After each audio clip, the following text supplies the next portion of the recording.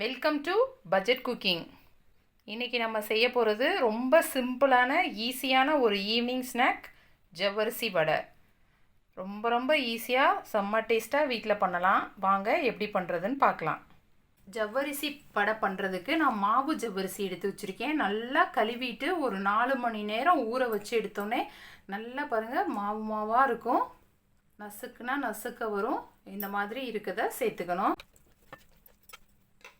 நல்லா ஊற வச்சிட்டோன்னாவே ஜவ்வரிசி நல்லா சாஃப்டாக சூப்பராக ஆயிரும். இப்போ இது கூட கொஞ்சம் இஞ்சி பொடியாக கட் பண்ணி வச்சுருக்கேன், அதை சேர்த்துக்கிறேன்.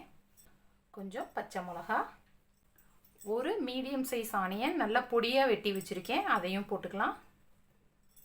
இது கூட ஒரு ஸ்பூன் சீரகம்.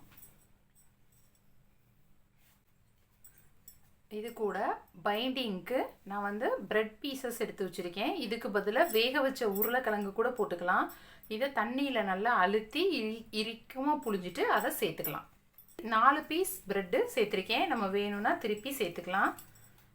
பொடியாக நறுக்கின கொத்தமல்லி, கொஞ்சம் கருவேப்பிலை. இது கூட முக்கியமானது இந்த வேர்க்கடலை பொடி. நல்லா வேர்க்கடலையை வறுத்து தோலெல்லாம் எடுத்துட்டு மிக்சியில் அடித்து வச்சுருக்கேன். இது போட்டால் ரொம்ப வாசமாக சூப்பராக இருக்கும். இது ஒருவேளை வேர்க்கடலை பொடி இல்லை, நம்ம உடனே செய்யணும் அந்த மாதிரி இருந்துச்சுன்னா பொரிக்கடலையை மிக்சியில் அடித்து போட்டுக்கலாம். ஆனால் ஒரிஜினல் ரெசிப்பியில் வேர்க்கடலை போடும்போது ரொம்ப டேஸ்ட்டாக இருக்கும். அது போட்டுக்கலாம். இப்போது இது கூட நமக்கு தேவையான அளவு உப்பு சேர்த்துட்டு இதை நல்லா ஒன்றோட ஒன்று மிக்ஸ் ஆகிற மாதிரி நல்லா கலந்து பிசைஞ்சு எடுத்துக்குவோம். ஒருவேளை ஈரப்பதம் இன்னும் அதிகமாக இருக்க மாதிரி இருந்தால் நிலக்கடலை பொடியோ இல்லைன்னா ப்ரெட்டோ நம்ம சேர்த்து மிக்ஸ் பண்ணிக்கலாம். இப்போ இதை கலந்து விட்டுக்குவோம்.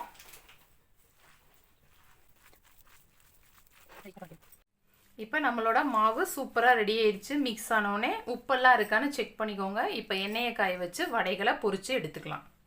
இப்போ எண்ணெய் நல்லா காஞ்சிருச்சு. கையில் கொஞ்சம் தண்ணி தொட்டுக்கிட்டு நம்ம வடைகளை தட்டி போட ஆரம்பிக்கலாம். மீடியம் சைஸாக எடுத்து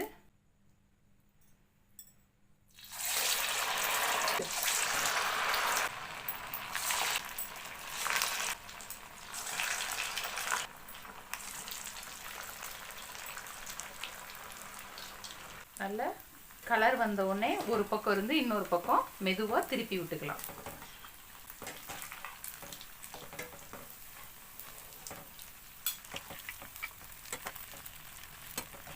நல்லா 2 பக்கமும் கோல்டன் கலர் ஆனவுடனே அதை எண்ணெயிலேருந்து எடுத்துக்கலாம். இப்போ இந்த பக்கம் வேகட்டும். நல்லா நம்மளோட வடைகள்லாம் கோல்டன் கலரில் வந்துருச்சு. நல்லா முருகலாக வெந்துருச்சு. இப்போ இதை எண்ணெயிலேருந்து எடுத்து டிஷ்யூ பேப்பர் இருக்க பிளேட்டில் மாற்றிக்கலாம். எக்ஸஸாக இருக்க எண்ணெயெல்லாம் உறிஞ்சி எடுத்துக்கும். ரொம்ப ஈஸியாக ரொம்ப சீக்கிரமாக பண்ணிடலாம். இப்போ நம்மளோட வடைகள்லாம் சூப்பராக இருந்துச்சு.